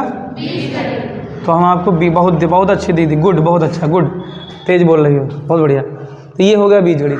लेकिन हाँ, बीज गणित का तमाम सारी चीज़ें आप यहाँ सीख लोगे। कहाँ पे? ठीक, यहाँ पे तो आपको ढेर सारे क्वेश्चन करना है, लेकिन तरीका यहीं जान जाओगे। कोई दिक्कत? मेंसुरेशन हो गया, रेखा गणित हो गई, बीज गणित हो गई। उसके बाद में हाँ, एक और है आपका चैप्टर, त्रिकोणमिति। ठीक, बोलो, कोई दिक्कत? इतने चैप्टर हो गए। बाकी अब देखो, इतना सीखने के बाद एक चैप्टर अभी हम भूल रहे हैं, दिमाग नहीं आ रहा। इतना सीखने के बाद आप पता है किसी भी क्वेश्चन पेपर में अगर 50 क्वेश्चन आते हैं, 45 सही करोगे केवल इतने से। हमने आपसे कहा था ना कि मेन बस 15-16 ही हैं, मेन उसके बाद नहीं। और देखो ये चैप्टर देख रहे हो, त्रिकोणमिति, बोलो, त्रिकोणमिति देख रहे हो? कितने लोगों की त्रिकोणमिति बहुत अच्छी है। हाँ, अब देखो, जो हम भूले जा रहे थे वो अब याद आ गया। वो है आयु संबंधी प्रश्न। कौन सा? यही वाला दिमाग से निकला जा रहा था। एक चैप्टर आपका ये भी। ठीक, उसमें कहेगा कि राम अपने पिता से 3 वर्ष बड़ा है, बोलो, और उसकी माता जी उससे 3 वर्ष, मतलब 10, उसके पिताजी से 3 वर्ष छोटी है। तो बताओ सबकी अलग अलग एज क्या है? नहीं समझ रहे हो? तो ये आयु वाला क्वेश्चन हो जाएगा, ये भी आपको पढ़ना है। और हाँ, कोई भी पेपर, अभी आपको पेपर मिलेगा ना 50 क्वेश्चन का, देखना चाहे उसमें एक ही क्वेश्चन मिले आयु का, कहो एक ये मिल जाए, ये मिल जाए, मिलेगा जरूर, ये देख लो। ये हो सकता है मिले, कहो ना मिले, ये रेयर केस में है। त्रिकोणमिति किसी किसी में आती है, किसी किसी में नहीं आती, लेकिन हम आपको सिखा इसलिए दे रहे हैं ताकि आप ये चीज़ जान लो, सीख लो। क्योंकि त्रिकोणमिति, इधर सुन लो मेरी बात, त्रिकोणमिति सीखने सिखाने, ये समझ लीजिए कि ये थोड़ा सा इसमें अलग हमको तरीके अपनाने होते हैं, लेकिन आसान बहुत है। अगर आप त्रिकोणमिति सीख लिए 9, 10th, क्योंकि त्रिकोणमिति जो है, ट्रिग्नोमेट्री जो है वो 9 से शुरू होती है, 9, 10, 11, 12 और बीएससी। अगर हम जो बताएंगे वो अगर सीख लोगे तो 9, 10, 11, 12 और बीएससी के 3 साल की जो त्रिकोणमिति होगी वो सॉल्व कर लोगे। खाली त्रिकोणमिति की बात कर रहे हैं और हम कुछ नहीं कर रहे हैं। अच्छा, अगर यहाँ हमसे पढ़ लिए तो समझ रहे हो, हम आपको तरीके बताएंगे, जुगाड़। उसके बाद में आयु संबंधी प्रश्न के बाद जैसे कि आपका लासा मासा हो गया, जो कि सरलीकरण में ही आएगा। किसमें? HCF और LCM जिसको बोलते हैं। ठीक, बोलो, समझ रहे हो नहीं? ये भी आप सीखोगे। उसके बाद जैसे हमने आपसे कहा था दशमलव भिन्न, क्या कहा था? दशमलव की भिन्न, बस बोला था ना तभी, दशमलव की भिन्न आप सीखोगे। ठीक, और उसके बाद में इसी में जो अगला चैप्टर होगा आपका वो वर्गमूल और घनमूल। कौन सा? इसी में आ जाएगा। किसमें? वर्गमूल और घनमूल। बोलो। और उसके बाद में आपका जो चैप्टर आएगा औसत हमने बता ही दिया, और जो एक चैप्टर आता है संख्याओं पर आधारित प्रश्न। कौन सा? लेकिन हम आपसे कह दे रहे हैं कि हमने आपसे कहा था ना कि मेन कुछ ही टॉपिक है, बाकी उसी से जुड़े हुए हैं। आपने देखा संख्या पद्धति, बोलो, तो संख्या पद्धति के अंदर ही ये चैप्टर हम लोग पढ़ेंगे। कौन सा? संख्याओं पर आधारित प्रश्न। कोई दिक्कत? उसके बाद में आयु संबंधी हो गया, और एक चैप्टर आता है बड़ा अच्छा सा, सरलीकरण के अंतर्गत ही आता है, उसका नाम है घातांक तथा करणी। कहता है, कहता है, समझो नहीं? पावर और सर्ट्स, नहीं समझे? उसके बाद में अगला जो चैप्टर आएगा परसेंटेज हो गया, लाभांश हो गया। हाँ, एक चैप्टर हम वो और भूल गए थे, उसका नाम है अनुपात समानुपात। क्या नाम है? बहुत आसान है, कुछ है नहीं इसमें, ठीक, सब खिलवाड़ है। अनुपात समानुपात हो गया। उसके बाद में अगर हम अगले की बात करें पार्टनरशिप हो गया, ठीक। उसके बाद में आएगा मिश्र समानुपात, जो कि इसी के अंतर्गत आ जाता है। इसमें अनुपात समानुपात के अंतर्गत क्या आ जाता है? मिश्र समानुपात। फिर उसके बाद में समय तथा कार्य हमने कर दिया। हाँ, एक चैप्टर और छूट गया हमारा, पाइप तथा टंकी, जो कि हमको यहाँ पे लिखना चाहिए था, काम और समय में।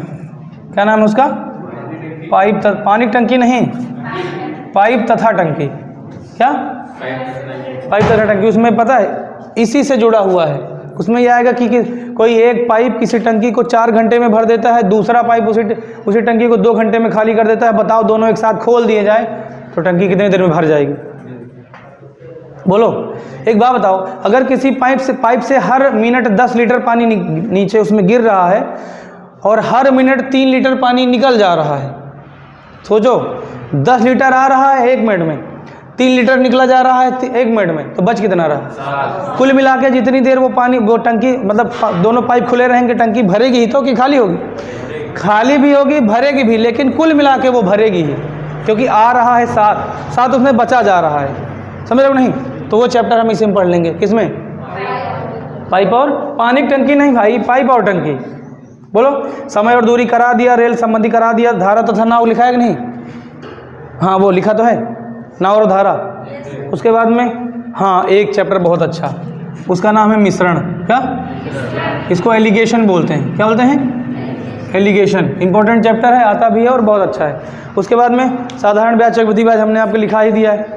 फिर क्षेत्रफल जो होता है इसी में आ जाएगा, लेकिन चलो हम अलग फिर से डाल दे रहे हैं, ठीक। भैया एक अच्छा सा मार्कर ला के दो हमको। फिर एक जो है क्षेत्रफल से संबंधित प्रश्न, जैसे कि चतुर्भुज, वर्ग, आयत, सुने? समझ रहे हो नहीं? या फिर क्वेश्चन आ जाएगा कि कोई एक पार्क है, उसके अंदर 3 मीटर चौड़ा रास्ता बनाया गया। क्या कहिएगा? चौड़ा रास्ता बनाया गया तो मतलब पार्क दे देगा कि कोई पार्क का क्षेत्रफल है वो 3500 मीटर स्क्वायर है, उसके अंतर्गत मतलब अंदर 3 मीटर चौड़ा रास्ता बनाया गया। तो बताओ अब पार्क में खेलने लायक जगह कितनी है? समझ रहे हो नहीं? तो ये किसके अंतर्गत आएगा? क्षेत्रफल के अंतर्गत। वर्ग, आयत जो है ये सब क्षेत्रफल के अंतर्गत आएगा। चतुर्भुज पढ़ोगे, त्रिभुज पढ़ोगे, सब किस में जाएगा? क्षेत्रफल के अंतर्गत। लेकिन एक चीज़ हम आपको फिर बता दें, ये जितना चैप्टर हमने आपको बताया है सब का सब बहुत आसान है। क्या है? समझ रहे हो नहीं? आप ये सब पढ़ने के बाद क्या सुने, कोई भी स्कूल ज्वाइन कर लेना, कोई भी स्कूल ज्वाइन कर लेना, देखना आप सारी बुक पढ़ा लोगे, सारी बुक, चाहे जो बुक हो, NCERT हो, चाहे जो बुक लेके आए, सब हिला के फेंक दोगे। क्योंकि आप यहाँ पे क्वेश्चन नहीं पढ़ोगे, आप यहाँ पे तरीका पढ़ोगे। क्या पढ़ोगे? हम आपको कोई बुक नहीं पढ़ाएंगे, खाली तरीका बताएंगे, और देखना आप सारी बुक सॉल्व कर लोगे। सुनो, उसके बाद में ठोस वस्तुओं के आयतन, जो कि ये शंकु, गोला और बेलन में ही हम पढ़ेंगे। इन्होंने नाम दिया है ठोस वस्तुओं के आयतन, हमने उसको मेंसुरेशन के अंतर्गत क्या कर दिया है? शंकु, गोला, बेलन, इसमें और तमाम सारे वो हैं, जैसे अर्धगोला है, ठीक, और छिन्नक है, तमाम सारी आकृतियाँ हैं, वो हम सब आपको पढ़ा देंगे। जनरल जो मोटी मोटी दिमाग में थी वो मैंने लिख दिया। छोड़ेंगे कुछ भी नहीं, बस छोड़ेंगे एक भी ऐसा आपको टाइप नहीं होगा जो हम आपको ना पढ़ाएं। हम कह रहे हैं, यार इस अग्रवाल की बुक है, मैंने कम से कम 20 बार इसे सॉल्व किया है। तेरी ये मोटी बुक देख रहे हो, इसे अंदर अगर खोल के देखोगे तो इसमें इतना टिक और पेन लगा, इतना लगा है, कहोगे कि क्या कर रहे थे इसके साथ। इसको मैंने 20 बार सॉल्व किया है। ठीक, तो जब हम आपको ये पढ़ा देंगे पूरा, आप RS अग्रवाल की बुक डाउनलोड कर लेना। ये बड़ी ऑथेंटिक मानी जाती है, कंपटीशन तैयारी करने वाले इसे बड़ा अच्छा प्रेफर करते हैं। खरीद सब लाते हैं, लगाता कोई नहीं है। जो लगा लेता है वो मास्टर बन जाता है, पढ़ाने लगता है तो हम पढ़ा रहे हैं। ठीक, तो आप ये बुक उठा के लगा के देखना, ना लगा पाना तो बताना। ठीक, उसके बाद में दौड़ के बारे में हमने बताया था ना, रेस दौड़ वाला चैप्टर। उसके बाद में कैलेंडर और घड़ी, जो कि हमारा रीजनिंग में भी आ जाता है। किसमें? हमने आपसे कहा था, शायद याद हो, कि मैथ के कुछ चैप्टर रीजनिंग से जुड़े हुए हैं। याद आया किसी को? सिंप्लीफिकेशन जो है रीजनिंग में भी मिलेगा, नहीं समझे? तो मतलब कहने का ये है कि अगर हम मैथ में सरलीकरण पढ़ेंगे तो वहाँ का भी तैयार होगा, वहाँ का सिंप्लीफिकेशन पढ़ेंगे तो यहाँ का भी तैयार होगा। लेकिन रीजनिंग में हम सबसे पहले सिंप्लीफिकेशन नहीं पढ़ेंगे, रीजनिंग में हम सबसे पहले पढ़ेंगे कोडिंग डिकोडिंग। क्या पढ़ेंगे? और इधर पढ़ेंगे सरलीकरण। इससे हमारे 2 चैप्टर तैयार होंगे। बोलो, दोनों जगह सेम चैप्टर करेंगे तो एक ही तैयार होगा, अलग अलग करेंगे तो दोनों जगह हो जाएगा, कोई दिक्कत। फिर अगला आता है घड़ी, क्लॉक। क्या आता है? क्लॉक, घड़ी, जो कि कैलेंडर, जो कि इसमें रीजनिंग में आती है। हम इसको मैथ में ना पढ़ा के किधर पढ़ाएंगे? रीजनिंग में पढ़ाएंगे इस चैप्टर को। समझ रहे हो? उसके बाद में स्टॉक और शेयर एक चैप्टर है, जो कि किसी भी उसमें एग्जाम में नहीं आता है। CGL वगैरह एग्जाम में आता है, CGL हो जाएगा, वो भी मेंस में। ठीक, तो आपके नॉर्मल एग्जाम में नहीं आने वाला। लेकिन हम ये कोशिश करेंगे जब आपका सब कुछ खत्म हो जाए तो आखिरी में इससे भी हम आपको टच करवा के लेके चलें, ताकि जान लो कि ये होता क्या है। सुने, चैप्टर का नाम क्या आएगा? स्टॉक तथा शेयर्स। स्टॉक तथा वही जो शेयर मार्केट वाला लफड़ा है, ठीक, उससे जुड़े हुए कैलकुलेशन होंगे। और उसके बाद में जैसे आता है महाजनी बट्टा। क्या जानते हो? जो गांव में जो लोग पैसा उधार देते हैं उनको महाजन बोलते हैं। तो वो लोग कैसे डिस्काउंट देते हैं उसके बारे में पढ़ेंगे। ठीक, लेकिन सबसे आखिरी में, क्योंकि ये चैप्टर इंपॉर्टेंट नहीं है। अच्छा, ये इंपॉर्टेंट ना होने की वजह से नहीं, हम सबसे लास्ट में पढ़ेंगे, क्योंकि हम पहले वो पढ़ेंगे जो हमारे एग्जाम लायक हो।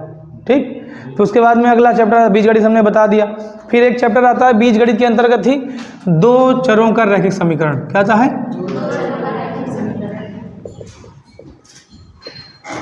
ये हमारा अलजेब्रा के अंतर्गत ही आता है, लेकिन फिर भी हम आपको समझा देंगे। क्योंकि होता क्या है, संख्या पद्धति के कुछ क्वेश्चन, सरलीकरण के कुछ क्वेश्चन, ठीक, वो आप इस तरीके से भी हल कर सकते हो। किससे?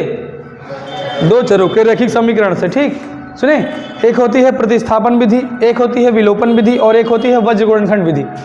पढ़ा होगा आपने, इतना तो दिमाग में होगा।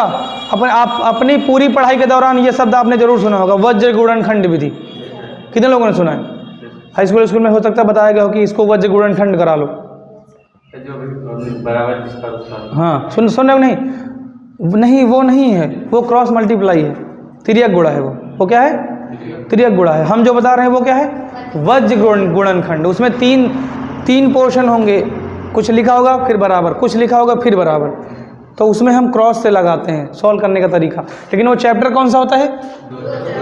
अपने दिमाग में एक चीज़ रखो और दोहराओ कि अगर कोई भी सवाल इस चैप्टर से होगा, किस चैप्टर से? रैखिक समीकरण से, तो उसे सॉल्व करने के 3 तरीके हैं। कितने तरीके हैं? विलोपन विधि, प्रतिस्थापन विधि और वज्र गुणनखंड विधि। कौन सी? समझ रहे हो नहीं? कौन कौन सी थी? प्रतिस्थापन, विलोपन और वज्र। शिखा हम आपको तीनों देंगे। शिखा हम आपको जो आसान लगेगी वो सीख लेना, लेकिन दिमाग में सब रखना। अगर आप कभी किसी स्कूल में पढ़ाने जाओगे तो आपको तीनों का तीनों यूज करना पड़ेगा, बच्चों को तीनों बताना पड़ेगा, ठीक नहीं समझे? लेकिन अगर अपने यूज में लोगे तो हो सकता है आपको प्रतिस्थापन ज़्यादा आसान लगे, हो सकता है आपको विलोपन ज़्यादा आसान लगे। जिस पे आप ज़्यादा प्रैक्टिस कर लोगे उसी में आप महारत आपको हासिल हो जाएगी। फिर अगला हमारा आता है द्विघात समीकरण। बहुत बढ़िया। बीजगणित के अंतर्गत ही आता है क्या? भाई तुम लोग अब हीरो बनने वाले हो। सुने, ऐसे ऐसे सवाल लगाओगे मज़ा आ जाएगा। अब तो ब्याह फोर व्हीलर तय है, इससे नीचे है पिक्चर बन तो रही है, देख नहीं रहे हो? हर इंसान अपनी लाइफ का हीरो है। बोलो, जितने लोग यहाँ पे हो सबके साथ कुछ ना कुछ ऐसी घटना घटी है जिनकी कहानी जानने लायक है। बोलो, आप किसी भी इंसान की पूरी बायोग्राफी उसके मुंह से सुनो, आप तुरंत प्रभावित हो जाओगे उससे। आपकी लाइफ में कुछ ऐसा हुआ होगा जो बताने लायक होगा, बताओगे तो सामने वाला कहेगा हाँ वाकई में यार लिखने लायक है स्टोरी। तो हर इंसान अपनी लाइफ का हीरो है। क्यों? बस पिक्चर बनने के लिए आप पैसा थोड़ा इकट्ठा कर लो। पिक्चर बनाना है तो पहले पैसा थोड़ा इकट्ठा करो। अगर आप भैया थोड़ा पानी पिला दो। सुनो, तो द्विघात समीकरण आपको सिखा देंगे बढ़िया से, और त्रिकोणमिति लिखा ही दिया है। एक चैप्टर हमारा रेखागणित के अंतर्गत आता है, रेखाएं तथा कोण। इसमें तो हम वैसे भी लेके चलते, नाम हम आपको बता दे रहे हैं क्या? तथा कोण, ठीक। उसके बाद में अगला आपका आएगा ट्राइंगल, त्रिभुज। क्या आएगा? त्रिभुज जिसको बोलते हैं। हमने आपसे कहा था कि ये जो चैप्टर है क्षेत्रफल वाला, इसमें भी आप त्रिभुज पढ़ोगे, उसमें त्रिभुजों का क्षेत्रफल निकालोगे। जब रेखाएं और कोण पढ़ोगे तो यहाँ पे त्रिभुज के कोण निकालोगे, एंगल निकालोगे। समझ रहे हो नहीं? उनकी भुजाओं की लंबाइयाँ निकालोगे। लेकिन जब यहाँ पढ़ोगे तो उसके अंदर का हिस्सा पढ़ोगे। देखो हम बनाते हैं, जैसे ये हमारा त्रिभुज है, ठीक। अगर उस चैप्टर में पढ़ोगे तो इसके कोण के बारे में पढ़ोगे और इसकी भुजाओं को ज्ञात करोगे उस चैप्टर में। लेकिन जब इसी त्रिभुज को आप क्षेत्रफल में पढ़ोगे तो इसके अंदर कितनी जगह है इसके बारे में पढ़ोगे। नहीं समझे? बोलो, पल्ले पढ़ रहा है? नहीं पढ़ रहा पल्ले, ठीक। उसके बाद में फिर अगला हमारा आता है चतुर्भुज। क्या आता है? चतुर्भुज अगर क्षेत्रफल में पढ़ोगे तो उसके अंदर का हिस्सा निकालोगे, अगर रेखाएं और कोण में पढ़ोगे तो उसकी भुजाएं और कोण पढ़ोगे। कोई दिक्कत किसी को? उसके बाद में फिर हमारा आता है वृत्त और बहुभुज। जब आप यहाँ वृत्त पढ़ोगे तो वृत्त के अंतर्गत जो जीवाएं, व्यास, ये सब होता है, उसकी लंबाइयाँ निकालोगे, उसका कोण निकालोगे। यहाँ पढ़ोगे तो वृत्त का क्षेत्रफल निकालोगे। कोई दिक्कत किसी को? ठीक। तो ये हम, और हाँ एक चैप्टर बहुत अच्छा है जो कि मेरा फेवरेट है, जो कि मेरा, सुन लो आप लोग, ये मेरा फेवरेट। पता है क्यों? क्योंकि इसमें क्वेश्चन बहुत तरीके के आते हैं, लेकिन लगाने के लिए आपको दो ठो खाली तरीके पता होने चाहिए। दो ठो, जरा सित्ते इतने, सुने। और क्वेश्चन आते भी हैं, रीजनिंग में भी आता है और मैथ्स में भी आता है। इसीलिए मेरा ये, पता है क्यों मुझे ये अच्छा लगता है? क्योंकि अपने जीवन में मैंने कभी बहुभुज पढ़ा नहीं था, कभी पढ़ा नहीं था। पेपर में क्वेश्चन आते थे, मुझसे छूट जाते थे। लेकिन जब मैंने एक बार पढ़ा, इसका मैंने तरीका निकाला, उसके बाद से लेकर आज तक मेरा बहुभुज का कोई क्वेश्चन गलत ही नहीं हुआ। तब मुझे लगा कि इसे लगाने का तरीका तो मैंने खुद निकाल लिया। समझ रहे हो नहीं? तो ये मेरा फेवरेट है, आपको मज़ा आ जाएगा। इसको पॉलीगन बोलते हैं। सुने, दिखेगा कुछ नहीं लेकिन फिर भी आप कोण निकालोगे हर चीज़ के, तो इसलिए मैंने स्टार बना दिया है। ये मेरा फेवरेट है, ठीक। हालांकि फेवरेट तो मेरे सारे हैं, लेकिन जब ये इसकी बात आती है तो ये धड़कने लगता है। क्या समझे? देखो मतलब ये किसके लिए धड़कता है? साझेदारी, पार्टनरशिप, लाभान के लिए, बहुभुज के लिए। और ये किसी राक्षस का नाम नहीं है, अच्छा, कि बहुभुज सर बहुत सारे बहुभुजाएँ हैं। ये राक्षस का नाम नहीं है, किसी आकृति का नाम है। और बहुभुज के अंतर्गत तमाम सारी आकृतियाँ आती हैं, कोई एग्जैक्ट आकृति नहीं होती। सारणियन हो गया, दंडारेख रेखा, हाँ।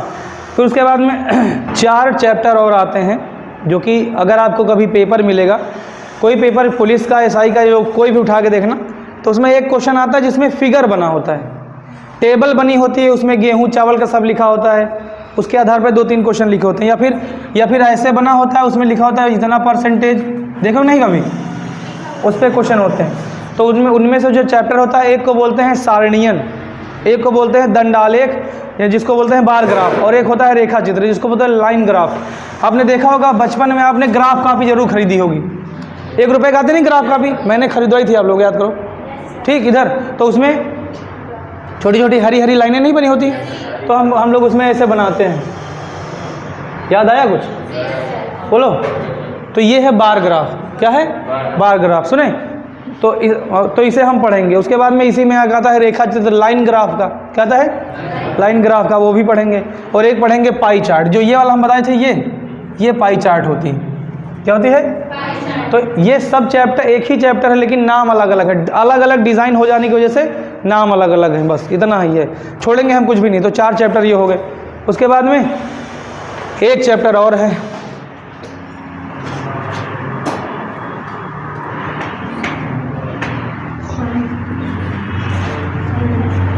क्या है?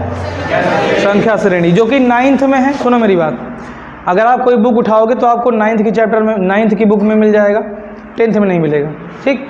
11th में मिल जाएगा, 12th में भी मिल जाएगा, और BSc के 3 साल में मिल जाएगा। क्या नाम है उसका? इसका मतलब ये हुआ कि आप तैयारी कर रहे हो यूपी पुलिस या वनडे एग्ज़ाम की, लेकिन आप प्रत्यक्ष रूप से आप कहाँ तक की मैथ सॉल्व कर लोगे? BSc तक की। नहीं समझे? हम आपको छोटा सा एग्जाम्पल देते हैं। ऐसे लिखा होगा nx की पावर 1 प्लस nx की power n plus 1 plus nx की power n plus 2 plus nx की power n plus 3 dot dot dot dot nx की पावर n। ऐसे लिखा होगा। ऐसे क्वेश्चनों को सॉल्व करोगे आप, ठीक। अब देख रहे हो इतना बड़ा, कितने लोगों को लग रहा है ये क्या बना दियो? कितने लोगों ने पढ़ा है इस तरीके से ऐसी सीरीज? अगर 12th में मैथ थी तब तो पढ़ा होगा, 9th में है, थोड़ा बहुत है, जो बहुपद के नाम से चलती है, लेकिन उसमें बहुत क्लिष्ट नहीं है, बहुत कठिन नहीं है, सिंपल सी होती है। लेकिन 11th 12th में आपको बहुत मिल जाएगी, BSc में आपको बहुत मिल जाएगी, ठीक। कितने लोगों ने ऐसे सीरीज को पढ़ा है, संख्या श्रेणी को पढ़ा है? याद नहीं। अब आपको एक तरीका बताते हैं। जब हमने नहीं पढ़ी थी, ऐसे क्वेश्चन आ जाते थे, हमारे रोए खड़े हो जाते थे, तुरंत पन्ना पलट दिख रहा, आगे बढ़ो। क्या समझे? सुने, लिखो पढ़ो आगे बढ़ो, इनको नहीं लगाते थे हम। अरे भैया ये सवाल नहीं देख कहा यार, बना देखो तो पहले, ये देखा इन में लागत सब बाल वाल सब ऐसे उड़े हैं के, बोलो, इसको पलट देते थे। लेकिन जब थोड़ा बड़े हुए और जब हमारी मजबूरी थी, हमको हर सब्जेक्ट पे काम किया, अलग अलग सब्जेक्ट पे काम किया। तो अब ये तो है नहीं, मेरे आज मेरे प्रैक्टिस हो जाने से मेरी मार्कशीट नहीं बदलेगी ना। बोलो, आपको हम पता है ये क्वेश्चन कैसे लगाने सिखाएंगे। 15 सेकंड के अंदर अगर ऐसे सवाल ना लगा लो तो अपना नाम बदल देना, मेरा नहीं, अपना। अभी नहीं हो पाएगा ये, अभी कुछ नहीं बताएंगे इसमें। क्यों? आप देखो, जब ज़रूरत होगी तब इसे पढ़ा देंगे, आपका दिमाग आपके कंट्रोल में रहेगा। अगर अभी बता देंगे समझ पाओगे नहीं, यहाँ से निकलोगे और बनियान निकाल के ऐसे ऐसे घर का करत जियो। क्या समझे? तो अभी रिस्क मत लो, हम खाली एक स्वाद चखा दिए कि ऐसे भी क्वेश्चन आते हैं। 15 सेकंड में सॉल्व करोगे इसे, बहुत आसान है, बहुत आसान है, बहुत आसान है। हम तो सारे चैप्टर के लिए बताते हैं ना, ठीक। और आपको अभी के लिए मोटा मोटा बता देते हैं। आप खाली 2 चीज, ये 2 देखोगे और पीछे का देखोगे, बस बाकी भाड़ में जाए। चाहे यहाँ से लेकर यहाँ तक लिखा हो, ठीक। आपको शुरुआत के 2 देखने हैं और आखिरी का 1 देखना है, बाकी बीच वाले सबको छोड़ देना। समझ रहे हो नहीं? अब इससे आसान क्या हो सकता है? समझ रहे हो? पहले जब हम लगाते थे तो हमारे मास्टर साहब कूट देते थे, तुरंत नहीं लगा पाते थे, दोबारा हिम्मतें नहीं होती रही पूछेगा। मास्टर मारत बहुत रहेगा, हम का नहीं मारा रहे, हम पूछते नहीं रहे। क्या समझे? जैसे हमको कोई चीज़ समझ में नहीं आई, हमको पता है, अब पूछ देख से लाल कर दी तुरंत, कैसे दूसरे लड़कन को देख ले रहे हैं ना, लाल भय हैं भाई।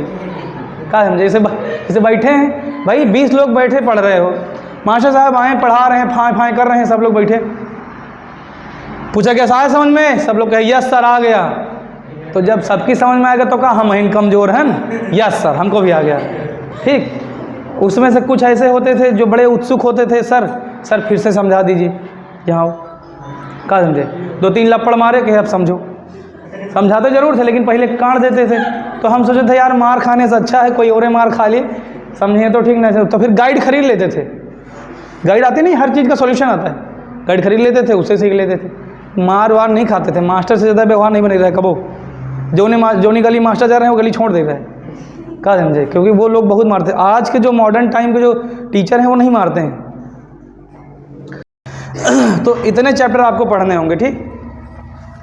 और इसमें से मेन जो है आपको फिर बता दें, मुश्किल से 3, देखो ये चैप्टर जैसे ही ये 2 कंप्लीट करोगे आपके दिमाग की नींव बन जाएगी एकदम बढ़िया से, ठीक, चौड़ी सी नींव बन जाएगी। फिर जितने चैप्टर हैं समझ लो वो ईंटा हैं, बस ईंट मसाला लगा के ईंटें रखते चले जाना है बस।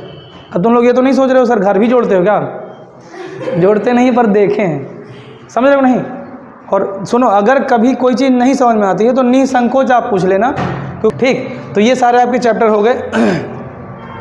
अगर आपके पास रफ कॉपी है, देखो मैंने तो सब शीशा लेदर मचा दिया है, ठीक, लेकिन आप लोग ऐसा नहीं करोगे। आप अपने अपने पेन से सुंदर इसमें से जितने चैप्टर हैं वो बढ़िया से लिख लो। केवल आपके दिमाग में एक खाका बना रहेगा बस, बाकी इधर इसकी PDF हम दिला देंगे, इसका पेज हम आपको दिला देंगे, लेकिन इधर नोट करने का मेन पर्पज़ ये है कि आपके दिमाग में आपके चैप्टर